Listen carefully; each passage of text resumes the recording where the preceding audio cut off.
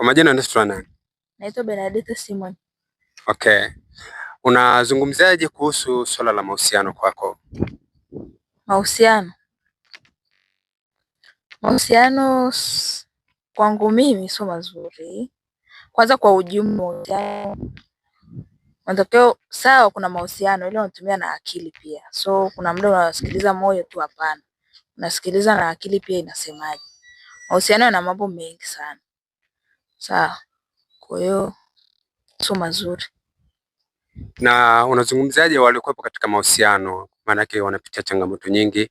Kuna ambao wanasikiliza maneno ya watu, mwisho siku anaamua kufanya maamuzi na badala kukaa chini na kutafakari na kuyajenga na yule mwenza wake. Kama umeshakubali kuingia kwenye mahusiano, unatakiwa usisikilize pembeni. Wewe mwenyewe uliridhia ukaingia kwenye mahusiano, haujaambiwa na mtu uingie. Kwa hiyo usisikilize pembeni, afu kuna mambo mengi sana ndani ya mahusiano. Uvumilivu unahitajika.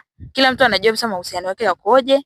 Kwa hiyo kuna kuvumilia sana kwa upande zote, wa kike na wa kiume. Mnavumiliana ili mradi mtengeneze maisha. Kuna watoto. Kwa hiyo kuna muda unavumilia kwa sababu hata ya watoto. Kwa sababu umeshazaa naye, unavumilia kwamba mtoto huyu anaishije, ukija kuondoka na nyanyasika au ataishi vibaya.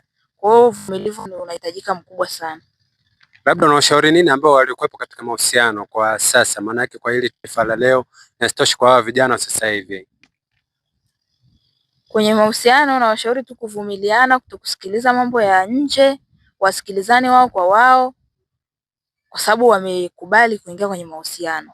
Kwa hiyo mpaka wamekubali, wanajua kabisa kwamba mahusiano yakoje na yana mambo mengi. Watu, ndoa nyingi zinavunjika, mahusiano mengi yanakuwa sio mahusiano. Kwa hiyo wanahitaji wavumiliane.